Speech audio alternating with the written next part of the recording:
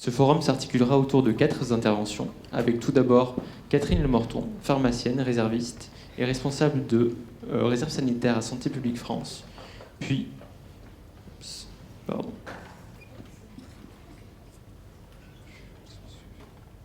Stéphanie Didier, responsable santé de Porte Dromardèche. Ensuite, nous aurons Kathleen Caroline Imzou, chargée de... Pardon, ça bug.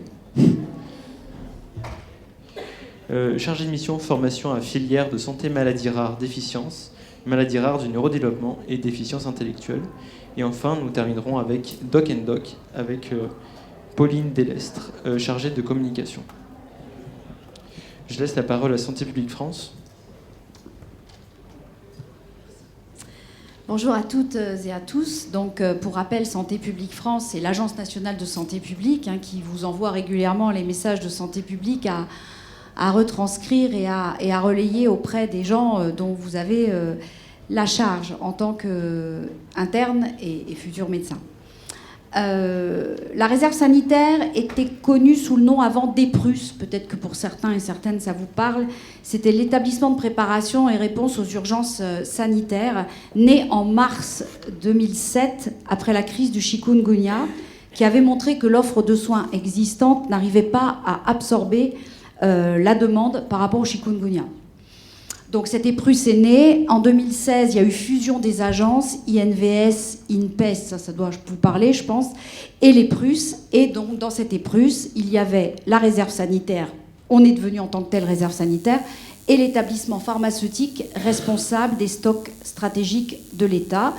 Et je prendrai l'exemple que nous vivons aujourd'hui avec le coronavirus. La réserve sanitaire, c'est quoi? C'est pas de l'humanitaire, ça dépend de l'État. C'est une communauté de professionnels de santé ou de la santé, c'est-à-dire qu'évidemment on a tous les professionnels de santé du Code de la santé publique, mais on a aussi des ingénieurs sanitaires, des directeurs d'hôpitaux, des gens qui travaillent dans le milieu de la santé.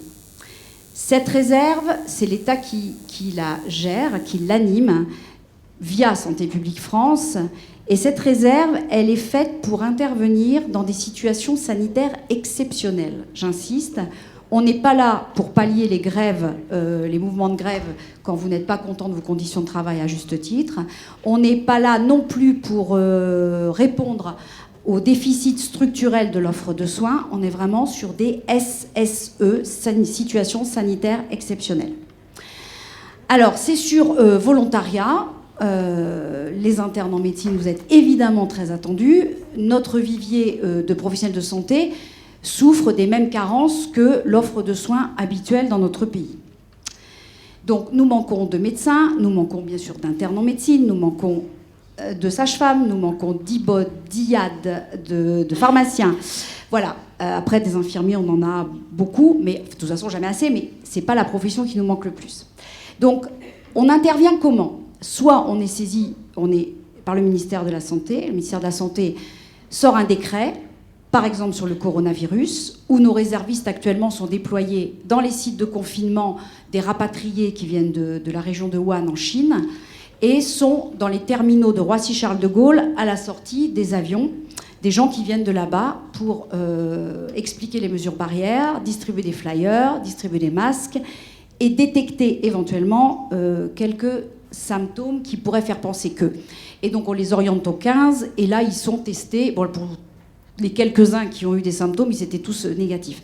Donc la réserve, elle est saisie par le ministère de la Santé, principalement parce qu'on s'occupe de la métropole et des dom-toms, et très très principalement, si je puis dire, dans les dom-toms. 82% de nos interventions se passent dans nos DOM et nos TOM, ce qui peut se comprendre puisque l'offre de soins souffre évidemment comme en métropole, mais encore plus puisqu'il n'y a même pas il y a très peu d'intérim là-bas. Donc les hôpitaux, comme le CH de Pointe-à-Pitre quand il a brûlé, eh bien nos réservistes y sont allés avec la sécurité civile remplacer l'hôpital le temps qu'il se reconstruise. Nous pouvons être saisis par le ministère des Affaires étrangères. Ça peut arriver d'aller à l'étranger. Je le rappelle, nous ne sommes pas ni le service de santé des armées, ni l'humanitaire. On ne part pas sur des territoires de guerre, nous ne partons pas sur des territoires où politiquement ça bouge et vous allez retrouver en otage. Ça n'existe pas. On part sur des territoires sécurisés. Exemple, quand il y a eu les tremblements de terre au Népal, des ressortissants français étaient touchés, des réservistes sont partis les chercher sur un aller-retour flash. L'année dernière, crash d'Ethiopian Airlines, on a une médecin urgentiste qui est partie accompagner les familles 6 jours après sur le lieu du drame pour commencer quelque part le deuil pour ces familles. Donc à l'étranger, c'est rare, ça peut arriver, mais c'est rare. Donc c'est sur volontariat, l'inscription est facile, il suffit sur Internet d'aller s'inscrire dans la réserve, de remplir son espace. Et quand on envoie une alerte, on cible les professions dont on a besoin. Je peux vous dire que la vôtre, elle reçoit beaucoup d'alertes dans l'année, bien sûr. Donc pour les internes, dès que vous êtes en internat, vous pouvez partir en réserve sanitaire avec une certaine autonomie. On ne part jamais seul. La réserve sanitaire, on part en groupe. Alors, soit c'est des groupes de médecins, d'internes de médecine, mais c'est souvent polyprofessionnel. Hein. On part, quand on va à Mayotte, actuellement, on a une mission structurelle qui s'occupe des centres de protection maternelle et infantile, qui a remis la chaîne du médicament en place. Mon aventure avec la réserve a commencé par là, sur Mayotte, suite à des départs de coqueluche et de rougeole. Et de fait, il a fallu restructurer les centres de PMI, qui sont les seules portes d'entrée dans le système de santé de ce département français. Donc on a actuellement 3 médecins pharmaciens qui y travaillent encore. Nos missions sont courtes. Ça peut aller de 1 journée, quand c'est en métropole, à 15 jours grand maximum. Cela dit, vu que vous êtes des gens précieux, si vous recevez une alerte et qu'on vous demande d'y aller 15 jours et vous nous répondez que vous ne pouvez y être que 8 jours, vous partirez 8 jours en mission. Voilà. Il vaut toujours mieux envoyer une personne pour 8 jours que pas du tout, sur des territoires où c'est très compliqué. Donc une fois que vous recevez l'alerte, vous la recevez sur votre mail, vous regardez les conditions de l'alerte, le fond de la mission, ce que c'est, les dates auxquelles on aurait besoin de vous. Si ce n'est pas possible, vous ne répondez pas. Ça ne veut pas dire qu'on vous élimine. Vous pouvez très bien, pendant 3 ans, ne jamais répondre à d'alerte parce que ce n'est pas les conditions, parce que vous ne pouvez pas. Et la 4e année, vous pouvez. Il faut savoir que le contrat d'engagement est de 3 ans, renouvelable autant de fois que vous voulez tous les 3 ans. Puis un jour, vous pourrez peut-être partir. Alors, sur les départs urgents, ça arrive, le coronavirus, la première alerte est partie un samedi à 18h30, hein, Alexandra, pour avoir des réservistes à 3h du matin sur les passerelles de Roissy-Charles de Gaulle. Donc évidemment, ceux qui répondent très rapidement sont forcément les jeunes retraités et ceux qui sont sans emploi, qui font de l'intérim, qui font des remplacements et qui, à ce moment-là, n'ont pas de travail et viennent. Ensuite, pour ceux qui sont dans les hôpitaux, qui travaillent dans les établissements privés ou qui sont libérales, souvent on les voit arriver un peu plus tard dans une mission. Si la mission est prévue sur 3 ou 4 mois par rotation de 15 jours, le libéral y part quand il a eu le temps de s'organiser.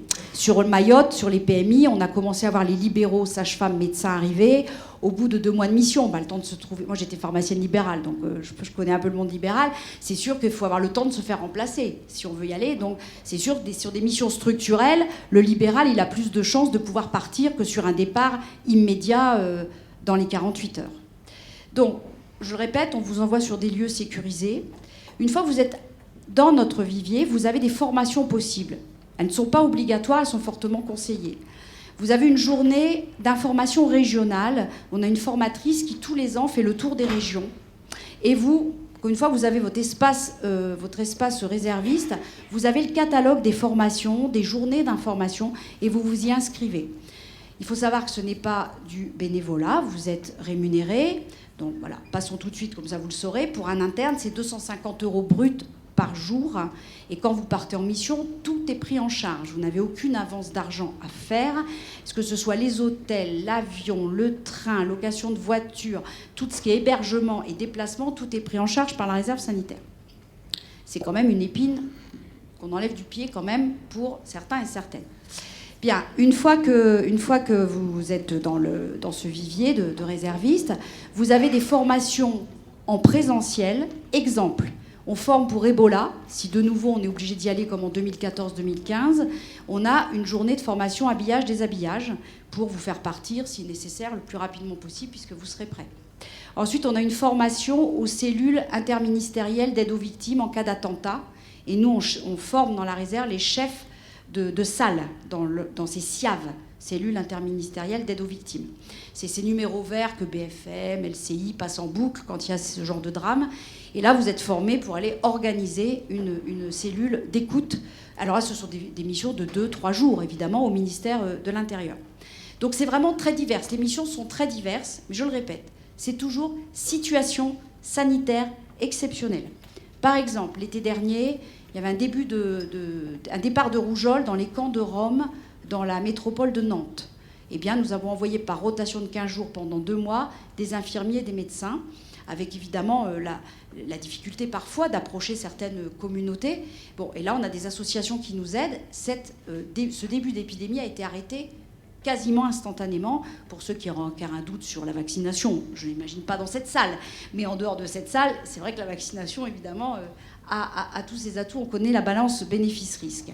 Donc voilà à peu près les missions qu'on peut faire. Vous avez aussi des formations en e-learning que vous avez sur votre espace réserviste, vous les trouvez. À chaque fois que vous faites une formation e-learning et qu'elle est validée, nous on le sait, ça arrive sur votre espace et on sait que vous avez fait telle formation, ce qui pour nous peut être un choix lorsqu'on sélectionne. On se dit, bon, bah, elle ou lui, ils ont fait ça, on va plutôt l'envoyer. Voilà. Vous avez ensuite un exercice qu'on appelle l'exercice terrain, qui dure 5 jours. Alors, on se teste soi. Je vous explique. On vit dans des conditions un peu spartiates sur un camp militaire. On est une 60aine. Je l'ai fait, hein, donc je peux en parler. On est 16 dans une tente. On se douche pas. Ça dépend des conditions. On a des rations militaires. C'est pas pour faire souffrir les gens. C'est juste pour se mesurer. Suis-je capable de partir sur Irma? C'est ça la question. Il arrive Irma, suis-je capable de partir sur un territoire où je vais devoir partager des conditions de vie compliquées pour exercer mon cœur de métier? Ben, il vaut mieux se dire, non, ça c'est pas pour moi, je préfère aller faire du renfort sur le siège de Pointe-à-Pitre, je préfère aller faire du renfort auprès des camps de migrants ou de Roms pour éviter des départs de coqueluche ou de rougeole, plutôt que s'engager dans quelque chose qui nous oblige, nous, à ramener la personne, le réserviste 2 ou 3 jours après, parce qu'il s'effondre en mission ou elle s'effondre en mission parce que les conditions de vie sont très difficiles. Et au-delà de ça, alors je ne dis pas que ça fait colonie de vacances, c'est pas colonie de vacances, mais on est tous dans le même bateau. C'est-à-dire, comme je vous ai dit, c'est tout ce que le Code de la santé publique compte de professionnels. Donc dans ces exercices terrain, comme dans certaines missions d'ailleurs, vous vous trouvez à égalité, on se trouve à égalité avec des aides-soignants, des infirmiers, les médecins, les pharmaciens, les internes en pharmacie, les internes en médecine. On est tous au même niveau. On est dans le même bateau, ou des fois la même galère d'ailleurs, ça peut s'appeler aussi, mais on sait qu'on a le même objectif pendant 15 jours. Et je peux vous assurer que ça crée des liens quand la mission s'arrête, c'est-à-dire que quand on se retrouve dans l'avion d'Air Austral pour avoir fait Mayotte 2 fois, il se passe quelque chose dans ce groupe de fête et sans doute des échanges qu'on n'aurait pas eus en travaillant habituellement dans nos postes respectifs, là où on travaille. C'est une évidence. Et donc, c'est une aventure souvent collective, la plupart du temps elle est collective. On ne se connaît pas, on est obligé de se connaître en quelques heures pour que ça aille le mieux possible et atteindre des objectifs fixés par le ministère de la Santé. Donc, pour l'avoir vécu moi-même, je peux vous dire que c'est une très belle expérience. Voilà. Il y a juste un bémol, c'est que vous êtes... Alors vous, je ne me fais pas de soucis parce que de toute façon, vous recevrez des alertes. Il y a certaines professions, ils s'inscrivent. Et puis, en fait, les professions ne reçoivent pas d'alerte parce qu'on n'en a pas besoin tout de suite. Et donc, il faut gérer la frustration d'être réserviste sans être jamais destinataire, enfin jamais, en tout cas pas destinataire tout de suite d'alerte. Vous vous inscrivez aujourd'hui, je ne donne pas 3 mois avant que vous ayez des alertes, forcément. Donc ensuite, les conditions administratives pour se détacher de là où vous travaillez, c'est le bon vouloir de votre chef de service ou de votre maître de stage. Nous, on ne peut pas intervenir dans ce colloque singulier entre lui et vous. Si pour des nécessités de service, vous êtes obligé de rester à l'hôpital ou dans l'établissement ou dans la maison de santé où vous faites le stage, de toute façon, on ne peut pas intervenir. On ne peut pas dire à votre employeur ou maître de stage, libérez-la, libérez-le, c'est pas possible. Donc soit vous partez et c'est votre établissement, vous continuez à être rémunéré, façon de parler, par l'hôpital. Mais pour vous, c'est plus intéressant quand vous paie directement, vous l'aurez compris. Hein. Donc il faut partir en congé et nous, on vous paie, évidemment, c'est 250 € bruts par jour pendant toute la durée de la mission. Et ça démarre le jour où vous partez de chez vous. Hein. Ça démarre le jour où vous partez de chez vous. Et y compris le week-end, vous êtes aussi rémunéré quand bien même vous ne travaillez pas. Parce qu'il y a des missions, par exemple à Mayotte, actuellement, le week-end, ils ne travaillent pas. Les PMI ferment le week-end, vous êtes rémunéré pendant le week-end aussi. Voilà. Donc, On a un lien avec vous, on essaie de construire une newsletter avec vous pour que vous ayez des nouvelles de la réserve. On essaie de mettre ça en place. C'est Alexandra, parce que je suis accompagnée aujourd'hui d'Alexandra qui s'occupe de la communication et de Nathalie qui s'occupe de l'engagement et tous les aspects juridiques, d'inscription à l'ordre. Vous les internes, à quel niveau vous pouvez être, votre niveau de responsabilité dans l'émission. C'est Nathalie qui décide de tout ça quand vous postulez. Voilà.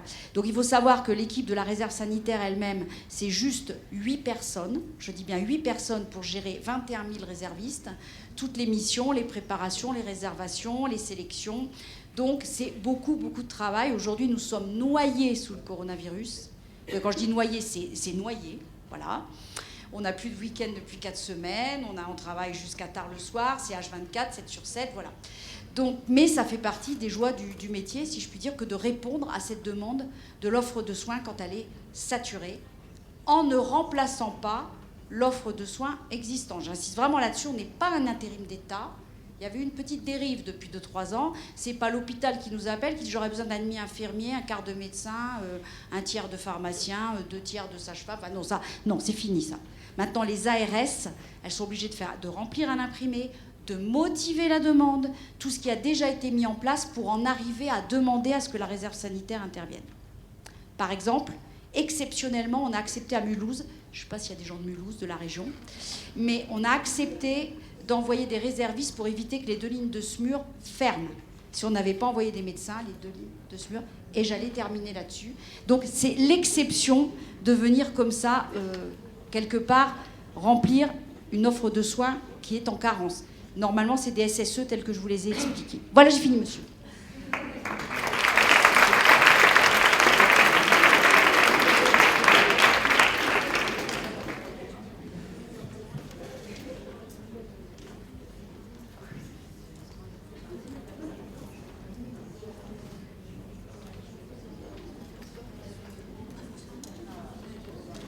Bonjour à tous, donc je suis Stéphanie Didier, je suis responsable santé à la communauté de communes Porte de Dromardèche. Donc c'est une collectivité, un regroupement de communes, et moi je vais vous parler du salariat.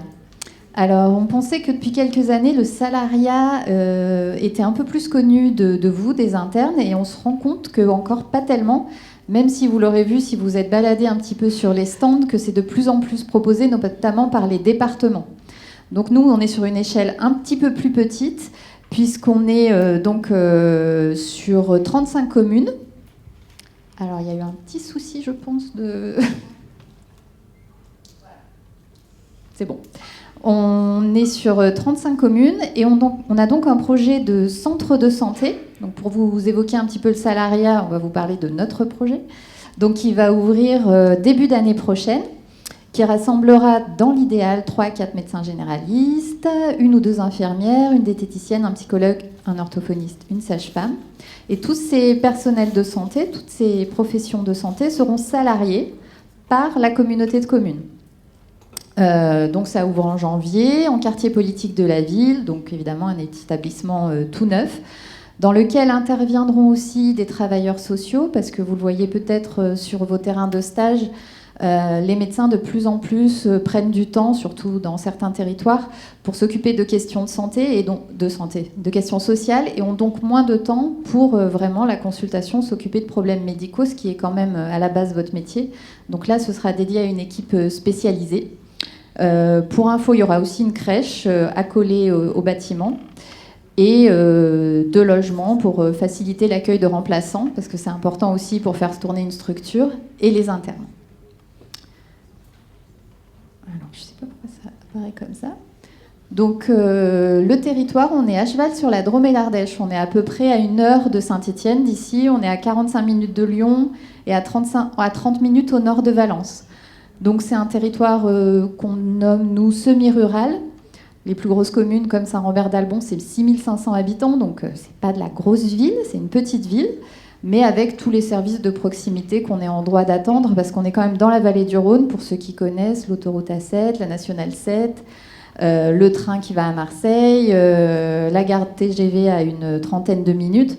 Donc c'est un territoire qui reste accessible, qui n'est pas perdu, entre guillemets, voilà, et qui est dans la région. Je pense que ceux qui sont de la région reconnaîtront le territoire. Pourquoi rejoindre un centre de santé? Pourquoi choisir le salariat? Ça ne s'adresse pas forcément à tous, mais ça permet, comme en MSP, de s'impliquer dans un projet de santé pluriprofessionnel, donc avec des collègues professionnels de santé. Ça permet de pratiquer mon métier de soignant à 100%. On est un peu ambitieux, on va dire 90 ou 95%, mais en tout cas d'être complètement déchargé de tout ce qui peut être très consommateur de temps, sur les loyers, sur le salaire de la secrétaire, les assurances, les déclarations diverses et variées.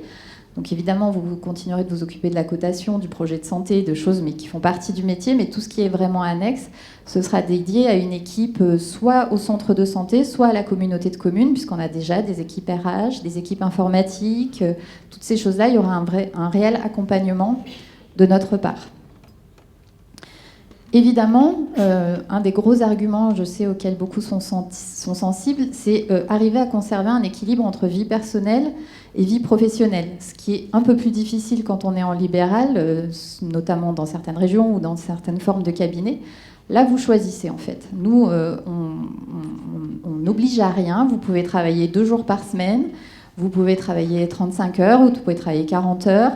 Vous pouvez commencer à 2 jours par semaine ou à 4 jours par semaine, puis travailler plus ensuite. Il n'y a pas de difficulté. Il n'y a pas d'engagement dans le temps non plus. Vous pouvez démarrer votre carrière 6 mois, 1 an, 2 ans, le temps que vous voulez en centre de santé, puis partir après en libéral, chez nous ou ailleurs. C'est comme vous voulez. Ça permet, je sais que les internes à qui j'en ai parlé déjà aujourd'hui, ça permet de rassurer et de démarrer sa carrière dans un environnement relativement sécurisé, et déjà du point de vue administratif, etc., comme je vous l'ai dit. Mais aussi, nous, l'équipe qu'on essaye de monter, c'est un équilibre entre des jeunes médecins qui démarrent et des plus expérimentés qui sont soit en fin de carrière, soit qui ont carrément arrêté leur exercice libéral et qui veulent continuer 1 à 2 jours par semaine. Voilà, à un autre rythme, en étant aussi déchargé de toutes les contraintes du libéral. Et voilà, et comme ça, on essaye d'arriver à un équilibre entre plus anciens qui ont plus l'habitude de l'exercice et vers qui les jeunes peuvent se tourner. Et enfin, quand on est salarié, par essence, on bénéficie des avantages du salariat, c'est-à-dire les congés maternité, les congés maladie, la formation, tous les avantages, les chèques déjeuner dont je bénéficie, tous les avantages des salariés de la communauté de communes seront aussi pour les salariés du centre de santé. Donc, pour vous parler un petit peu de notre territoire et de son environnement professionnel,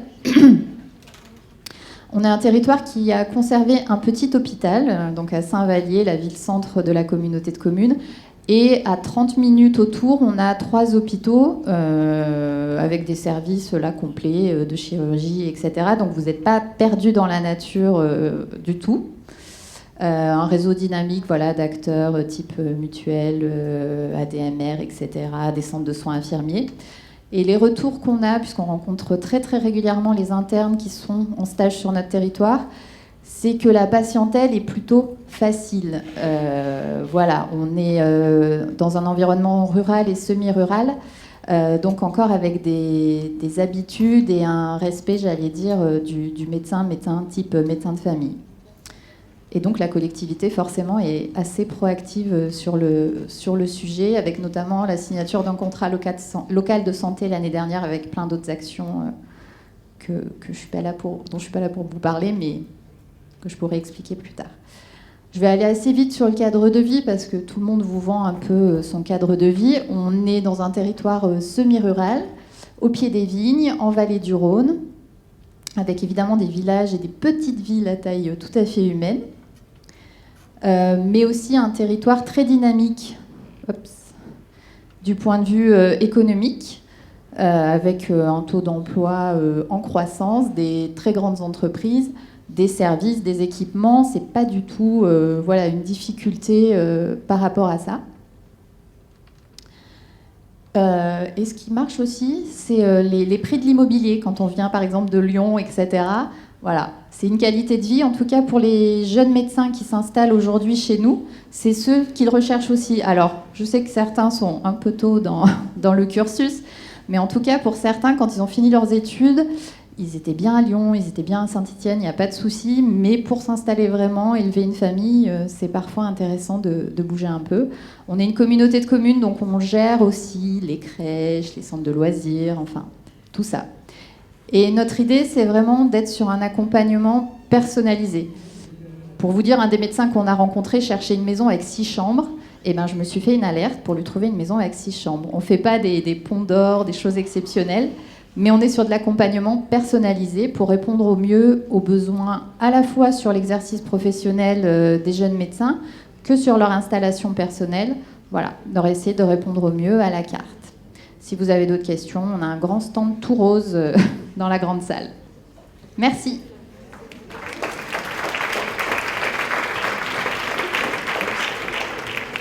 On passera aux questions un petit peu après. Oups.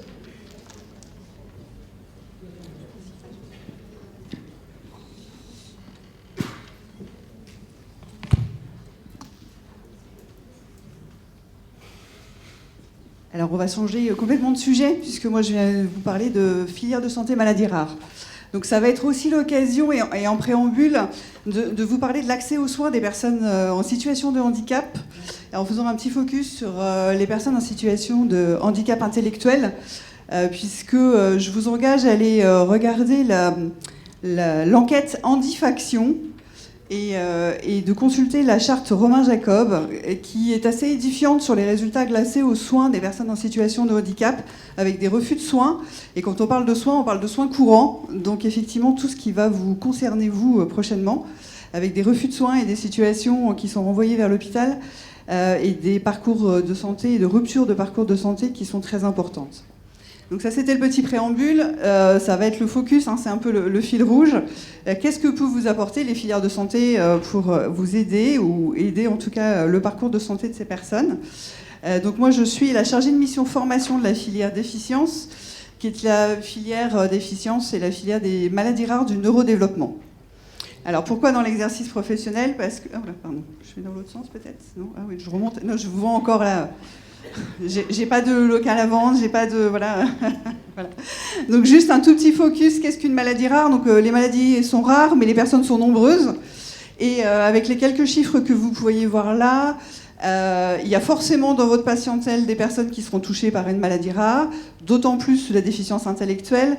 Dans votre patientèle ou dans votre entourage, hein, vous avez probablement des connaissances de personnes qui sont plus ou moins en situation de handicap et de situation de handicap intellectuel.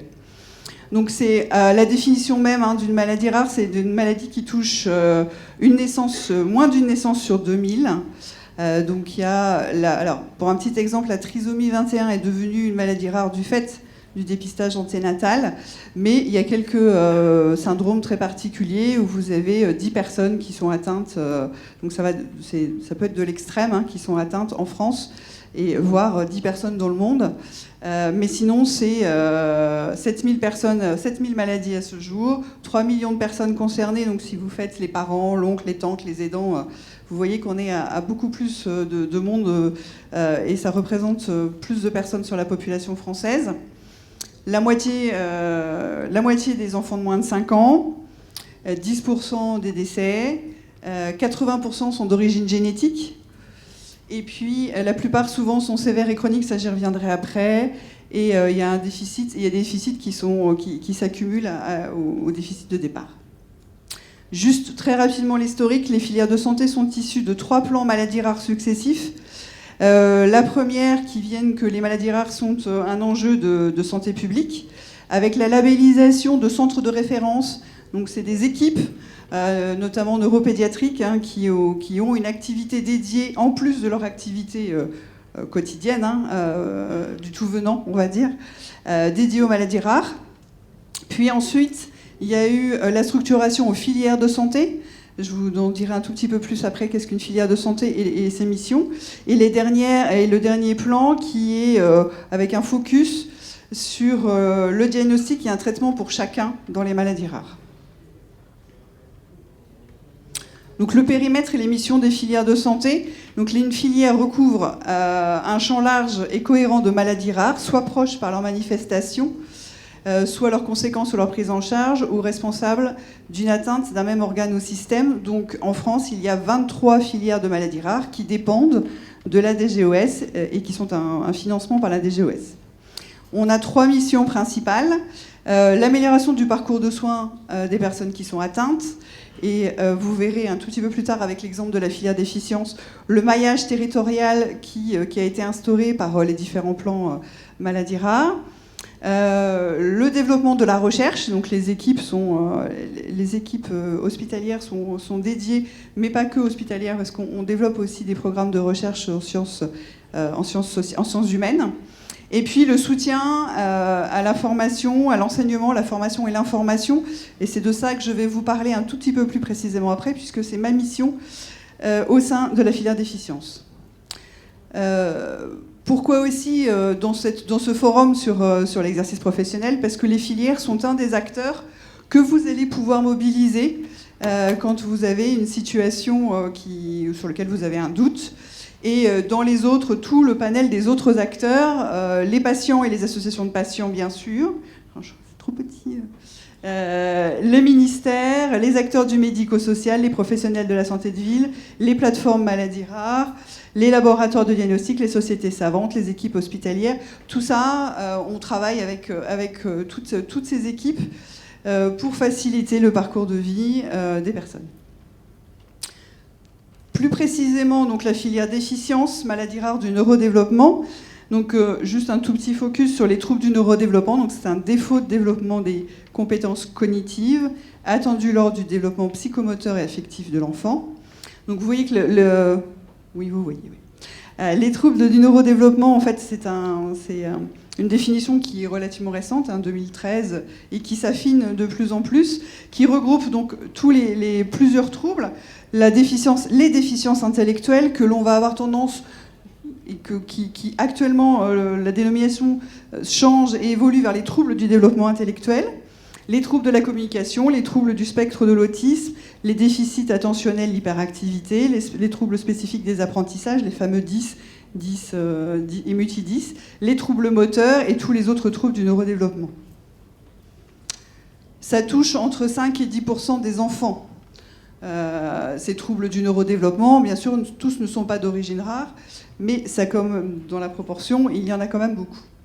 Et puis, qui dit troubles du neurodéveloppement, souvent ils n'ont pas que ça, tous ces jeunes patients, et ils ont autour de l'épilepsie, qui peut être aussi une épilepsie rare, donc pharmacorésistante, des handicaps moteurs, de la surdité, la basse vision, de l'anxiété, des troubles psychiatriques, des troubles du comportement alimentaire notamment. Voilà.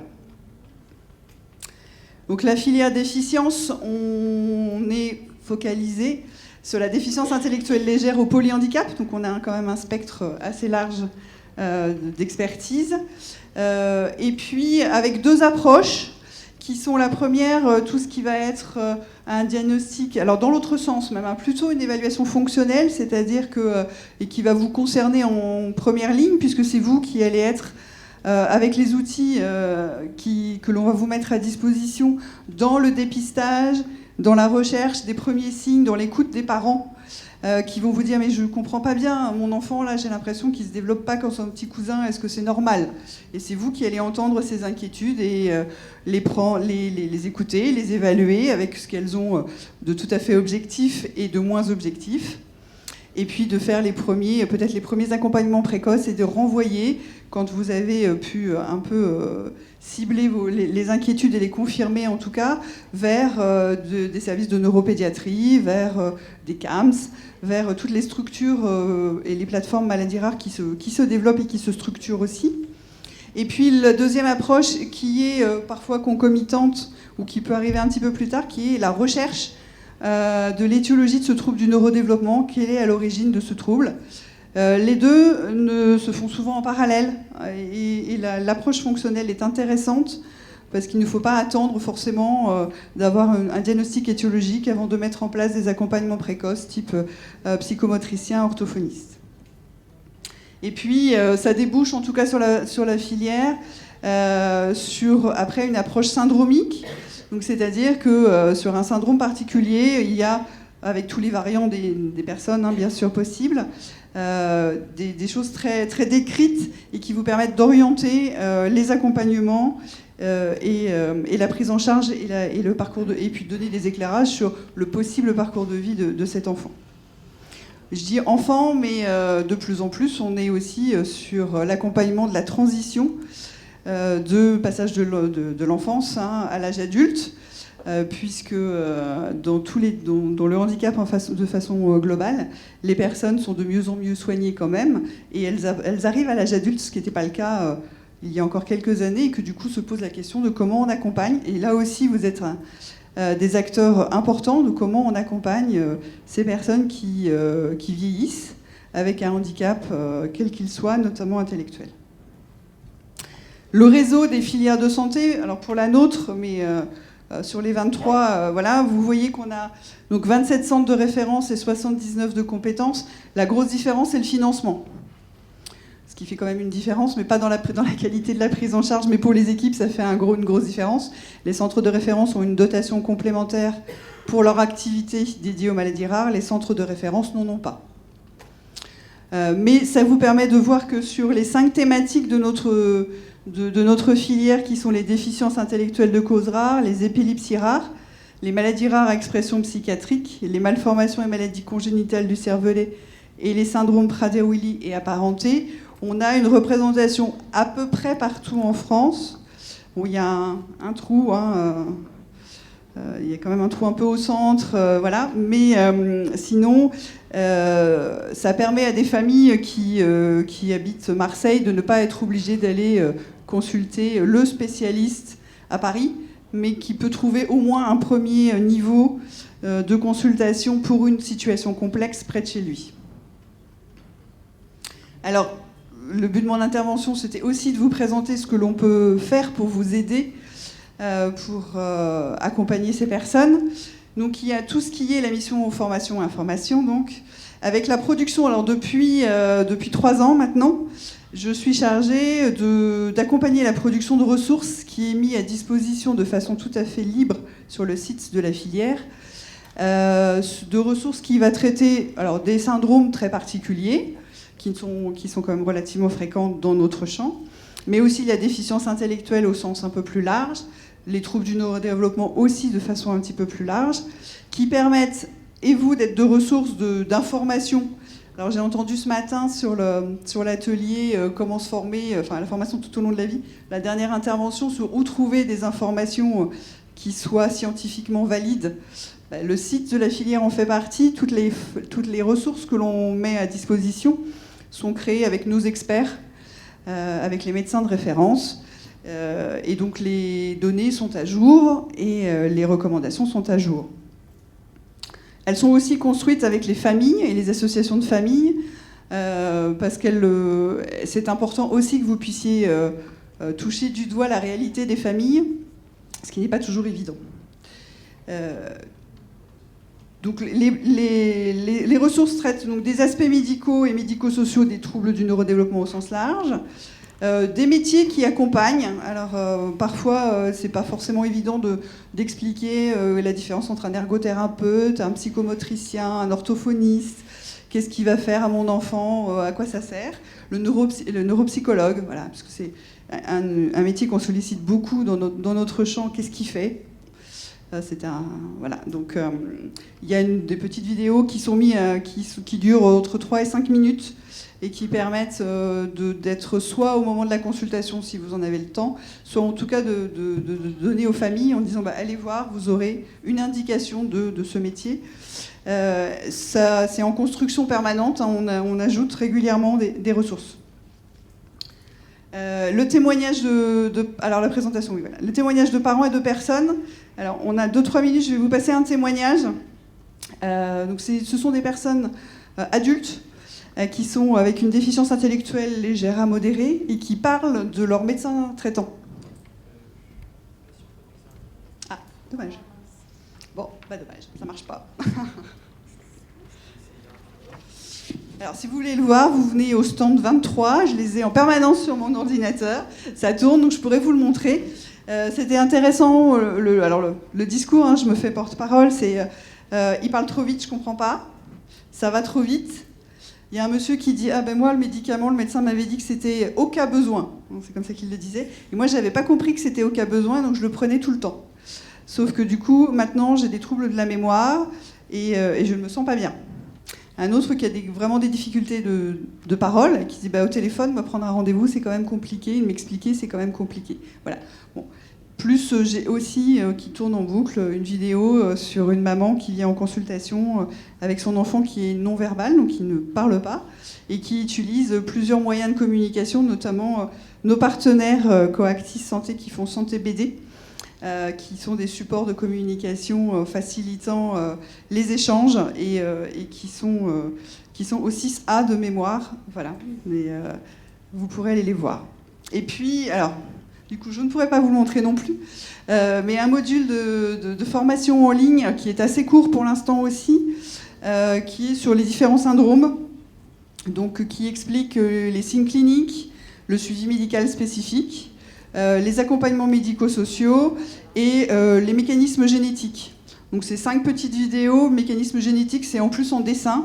Donc je travaille avec une graphiste, et donc c'est la génétique pour les nuls. Et finalement, ça remet bien en place les idées. Et c'est aussi pour les parents un moyen d'avoir des informations qui sont accessibles et dans un langage commun à tous. Donc sur le site de la filière.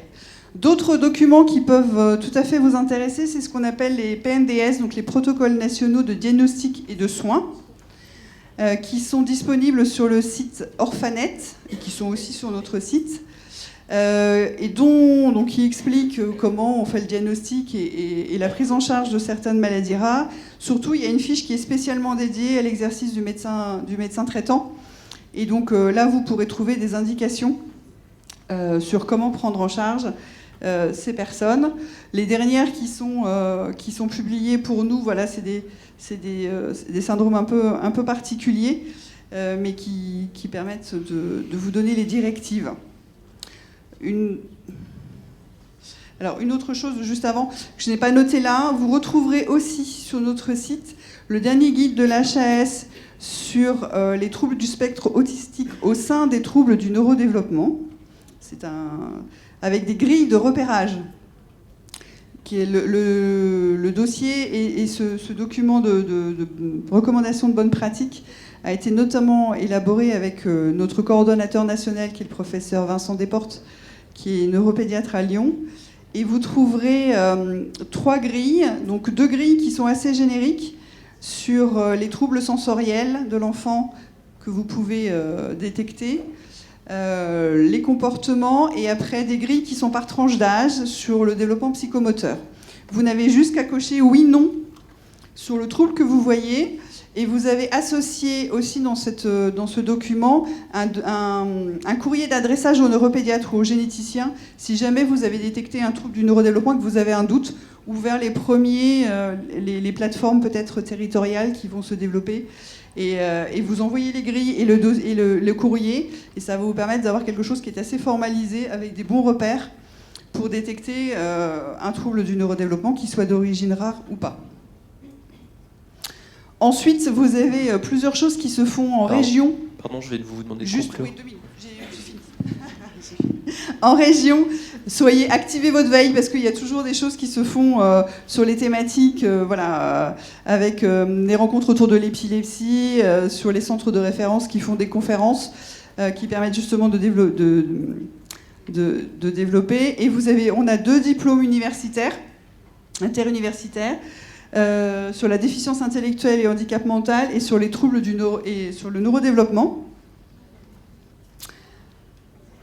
Ce qui va sortir 2021, un serious game, donc un jeu sérieux sur le repérage diagnostique et étiologique et les accompagnements d'un trouble du neurodéveloppement, voilà, qui est spécialement dédié aux professionnels médicaux, enfin aux médecins de ville. Donc qui est vraiment construit pour vous, enfin, qui va être construit pour vous parce qu'on est en plein dedans. Donc voilà. Et puis la dernière chose, le partenariat avec Coactis Santé sur HandiConnect et Santé BD. Je crois que ma collègue est par là, ou si elle est par partie sur son stand. Ce sont des sources d'informations fiables auxquels on participe et qui vous permettent, et pour vous et pour les personnes que vous allez accompagner, d'avoir une information validée et qui est toujours à jour. Voilà. Merci et n'hésitez pas à venir nous rencontrer si besoin.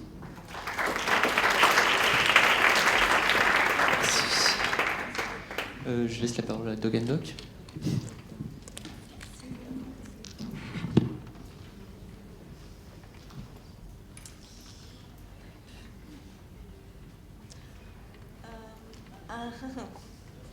C'est pas celui-ci. C'est pas la bonne fraise. Je pense que... Attendez. Je sais pas si on a... Désolée. Je pense que sur... Non, c'est pas ça. Ça s'appelle Fraise Saint-Étienne. Oui. Il n'y a pas de souci. Oui, c'est ça. Oui, je la Merci beaucoup. Donc, bonjour à tous. Voilà, désolée pour ce petit micmac. Donc, je me représente Pauline, chargée de communication, et je suis là aujourd'hui pour vous parler de Doc and Doc, qui est un site de remplacement, un site de mise en relation entre médecins installés et médecins remplaçants sur tout le territoire français, donc métropole et dom-tom. Donc Doc and Doc, un petit peu comme l'ISNAR, ça a commencé il y a quelques années comme une petite start-up en 2014. Et aujourd'hui, en plus de Pascal, le docteur Pascal Carrella-Cohen, que vous connaissez peut-être, certains d'entre vous connaissent déjà peut-être, nous avons des personnes qui sont en charge du développement, des personnes en charge de la tech et à la communication, Marine, qui est juste là, et moi, qui vous pouvez retrouver au stand 3 toute la journée d'aujourd'hui et de demain. On est juste en face de là où vous mangez, donc vous ne pouvez pas nous rater. Voilà. Doc and Doc, du coup, un petit rappel. Qu'est-ce que c'est que Doc and Doc ? Nous, on est adeptes du remplacement nomade. C'est-à-dire que sur notre site, vous pouvez trouver un remplacement de tout type. Ponctuel, fixe, libéral, salarial, dans tout type de structure. Voilà, centre hospitalier, clinique, ESPIC, en cabinet libéraux bien évidemment aussi. Et c'est assez simple, la manière dont ça fonctionne, c'est un système de matching. Donc on aime bien dire qu'on est le Tinder du remploi médical, bon, voilà, c'est un peu grivois, mais on reste très professionnel. Le système de matching, c'est en gros, vous vous inscrivez gratuitement si vous êtes remplaçant. Vous entrez vos disponibilités, donc vous dites, voilà, moi je cherche un remplaçant en Corse, en Martinique, voilà, je sais pas, en Île-de-France, où vous voulez. Par exemple pour tout le mois de mai, ou pour toute l'année, ou pour les grandes vacances. Voilà, vous choisissez un peu ce que vous voulez. Et ensuite, vous pouvez matcher avec des médecins installés qui ont indiqué être en recherche de remplaçants à ces dates-là et dans ces régions-là. Ensuite, c'est le médecin remplacé qui vous contacte et vous pouvez ensuite convenir ensemble des modalités du remplacement. Mais c'est un peu une alternative aux petites annonces, si vous voulez. Ça vous permet d'entrer en relation directement avec quelqu'un qui a déjà indiqué être en recherche d'un médecin remplaçant. Le petit plus de Doc and Doc, c'est ce qu'on appelle la Doc and Box. La Doc and Box, c'est quoi ?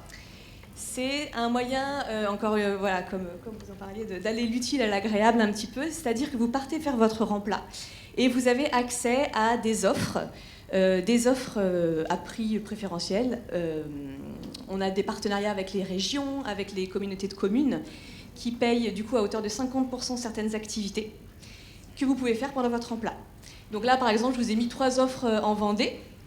On a du thalasso, des repas gastronomiques, des escape games, des parcs d'attractions, des parcs aquatiques, festivals, saut en parachute, kitesurf, voilà, il y a un peu de tout, entrée au musée, voilà, dans plusieurs régions, alors pas encore sur tous les territoires, mais c'est en cours de développement et on est notamment en train de développer un partenariat avec la Martinique et ils sont énormément en demande, donc on est en train de peaufiner l'offre et de définir les activités qu'on pourra vous proposer. Donc voilà, nager avec des dauphins, faire du bateau, voilà, que des trucs forcément très, très sympathiques. Donc je vous invite à garder l'œil sur nos réseaux sociaux et sur le site, voilà, parce que ça sera sans doute probablement bientôt disponible. Je vous ai mis un petit exemple d'une des activités. Voilà, donc découverte à l'assaut. C'est valide pendant 1 an à partir du moment où vous commencez votre remplat. Alors je sais que certains d'entre vous ont peut-être déjà commencé les remplats, d'autres pas encore, d'autres n'ont peut-être même pas encore prévu d'en faire. Mais vous pouvez garder ça en tête pour plus tard. Et c'est valide 1 an. Il y a certaines activités qui sont pour vous tout seul, d'autres qui sont à faire à 2, d'autres qui sont à faire à plusieurs, en famille, entre amis. Voilà. Ça dépend un petit peu de votre situation. Un sujet un petit peu plus sérieux, donc le sujet du remplat médical. C'est une activité très recherchée. Il y a à peu près 3 millions de besoins de remplacement de professionnels de santé, tout confondu, en France par an. C'est assez lucratif également, surtout pour les médecins remplaçants. En général, c'est plutôt pas mal payé. Voilà. Le souci, c'est qu'il n'y a pas véritablement de service référent sur le sujet. Il n'y a pas eu vraiment d'innovation depuis des années maintenant. Souvent, les remplaçants, ils passent par les petites annonces, les groupes Facebook, ce genre de choses. Et ça peut être assez chronophage et vous n'êtes pas obligé de... Vous ne trouvez pas forcément ce que vous cherchez. Donc nous, on est un peu une alternative aux petites annonces. Vous êtes sûr de tomber sur quelqu'un vraiment en demande. Et les boîtes d'intérim s'occupent aussi de faire du remplat, mais ils n'engagent pas les internes. Donc ça vous concerne pas. Qui peut remplacer? Donc tout interne peut remplacer. Il faut juste avoir une licence de remplacement à jour.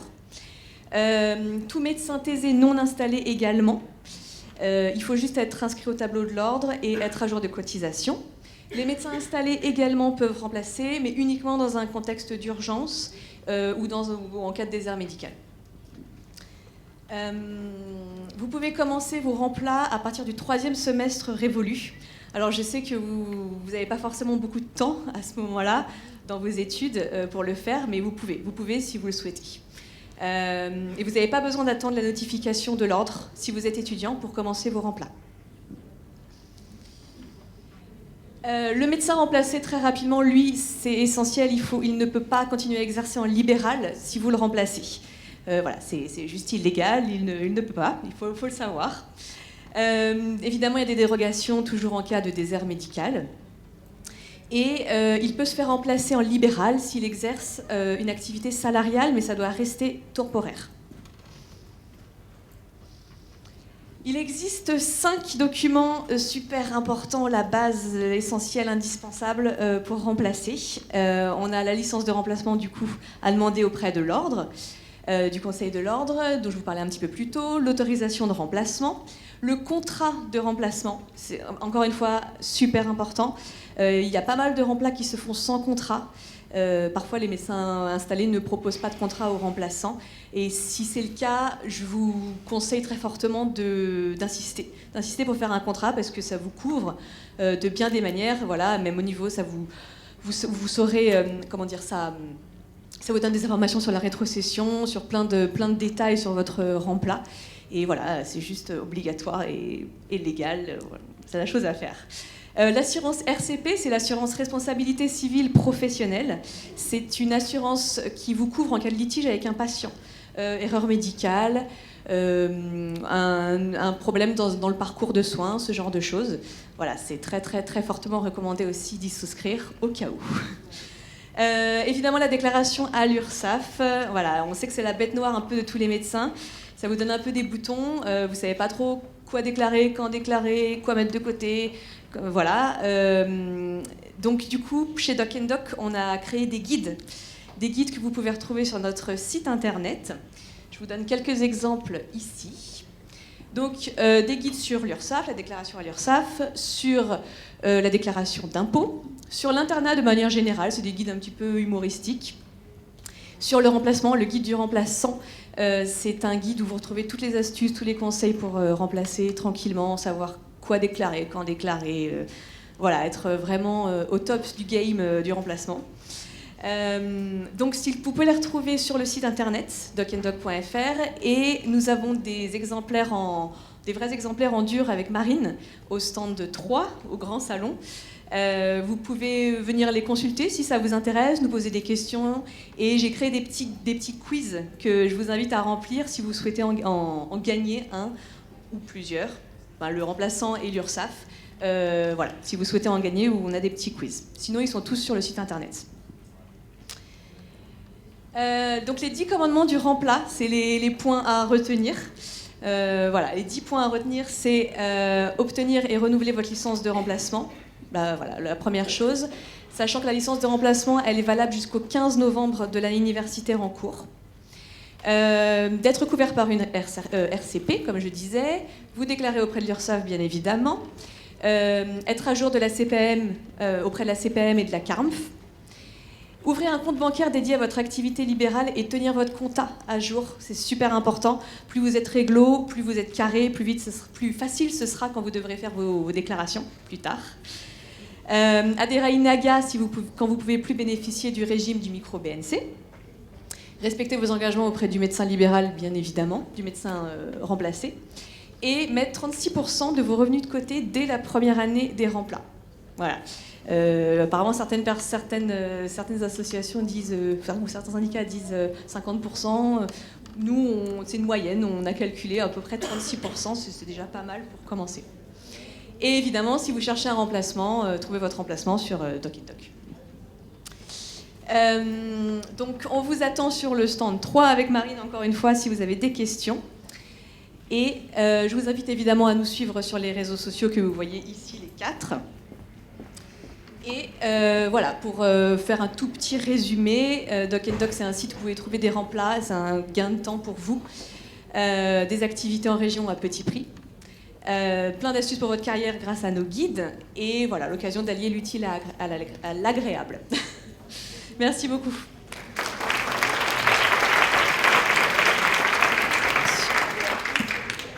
Maintenant, on va passer aux questions. Donc, à vous la parole.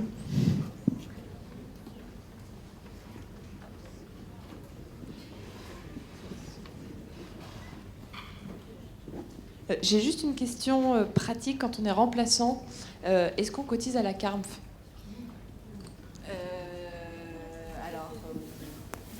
Oui. Je vous avoue que c'est le docteur Pascal Carilla Cohen qui a fait le guide. Donc il faudra que je m'y réfère de manière plus détaillée, mais il me semble que oui. Et je vous invite à venir nous voir, comme ça je vous dirai. Parce que j'avais cru entendre que avant on ne cotisait pas. Ouais. Normalement, bientôt on est censé commencer à cotiser quand on est remplaçant, mais est-ce que c'est... Non ? Je vais me renseigner, si ça vous ennuie pas. Ouais. Je vais me renseigner. Alors, pour les internes, cette année, il n'y a pas de CARMF. Non, mais quand on est remplaçant, ensuite, sans être interne.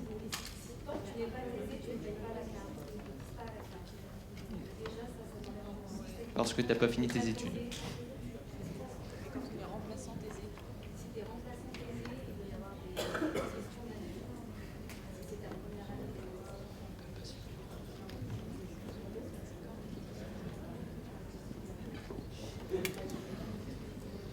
Question suivante.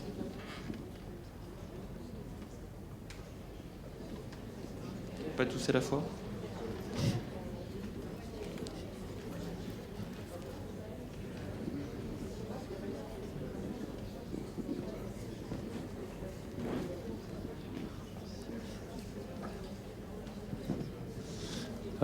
Comment s'élabore un projet de soins au sein des centres de santé et à peu près quel est le rythme des réunions pluriprofessionnelles? Comment ça s'organise globalement? Alors là, l'avantage, c'est que le centre de santé, il n'est pas encore créé. On est en train de recruter, alors c'est pas sûr que ce soit un médecin, mais en tout cas un coordinateur du centre de santé. On le recrute un peu en amont justement pour commencer à travailler sur ces questions, parce que c'est pas mon métier. Moi, j'ai commencé à travailler avec l'ARS, mais le projet de santé, évidemment, ça va être fait par les professionnels de santé. Donc tout l'intérêt qu'on a aussi de venir bien en amont de l'ouverture, c'est que c'est vous, les professionnels de santé du centre de santé, qui vont le créer. Alors le rythme des réunions, honnêtement, je ne le connais pas aujourd'hui. Voilà. Après, c'est quand même un projet très intégré. Vous avez peut-être fait des stages dans des MSP où le projet collectif est plus ou moins intégré. Là, l'idée, c'est vraiment de travailler en collectif, d'avoir un suivi du patient coordonné, etc. C'est dans les objectifs d'un centre de santé. Je ne vous ai pas parlé de la prévention, mais il y aura un gros volet prévention aussi. Et est-ce que ça inclut une permanence de soins et est-ce que ça peut inclure des médecins justement remplaçants avec Doc and Doc ou d'autres Alors sur les remplacements, alors il y aura des remplacements, je ne sais pas trop comment ça fonctionne. Sur la permanence de soins, oui c'est pareil, c'est une obligation, les centres de santé doivent participer à la permanence de soins. Par contre, comme vous êtes salarié, la rétribution va au centre de soins. Mais dans le contrat, il y aura quelque chose sur la permanence de soins. Aujourd'hui, je ne peux pas vous le dire exactement, mais en tout cas, le centre de santé doit participer à la permanence de soins. Pour info, chez nous, c'est organisé en maison médicale de garde et vous avez 5 à 6 gardes par an, parce que ça couvre un très grand territoire. Ouais, je le dis parce que je sais que ça marque. Vous pouvez en faire plus si vous le souhaitez, mais l'obligation, c'est ça.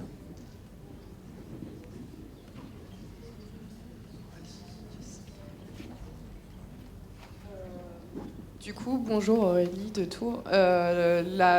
Vous travaillez 35 heures ou il y a possibilité de faire un peu plus, il y a les heures sup, c'est payé. Et le nombre de consultations, c'est imposé par votre groupe ou du coup on vous oblige à avoir 30 patients?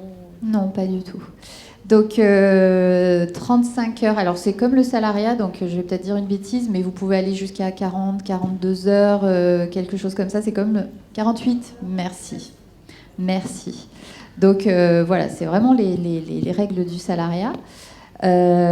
Sur le nombre de consultations, donc c'est pas nous qui allons vous dire il faut consulter tant de patients par heure, bien sûr.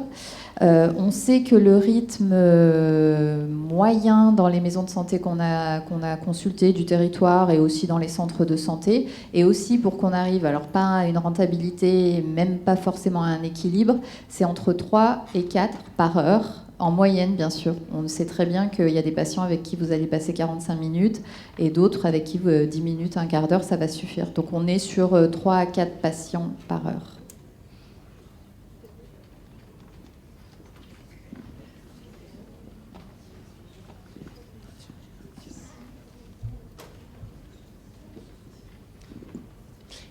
Bonjour, est-ce que vous avez une estimation du salaire global? Je pense que c'est la question que tout le monde se pose peut-être. Oui, on a une estimation, ça doit être encore affiné, mais pour un médecin en début de carrière, on sera autour de 3 500, peut-être 4 000 euros net par mois. Pour un 35 heures.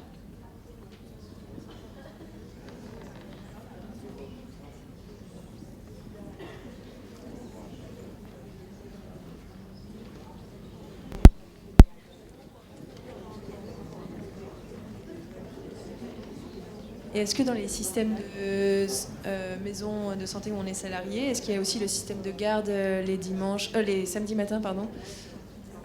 C'est ça que je voulais dire, où on participe à la permanence des soins, donc avec les gardes. Alors, nous, on n'appelle pas ça les gardes, alors j'ai peut-être pas le bon terme. Oui, on ouvrira le samedi matin, donc ce sera sur rotation, mais il y aura une ouverture le samedi matin. C'est pareil, c'est dans les objectifs des centres de santé.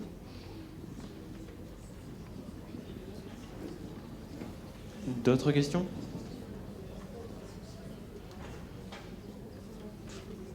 Bon. Pour tout ce qui concerne la législation, je vous invite aussi à aller au stand de l'ISTAR IMG, où on pourra vous répondre sur les lois, sur le remplacement, sur les choses comme ça, avec peut-être plus de détails et des documents aussi. Donc voilà. Je vous remercie pour avoir participé à ce forum. Je remercie nos intervenants qui nous ont expliqué pas mal de choses. Donc voilà, on peut les applaudir, je pense.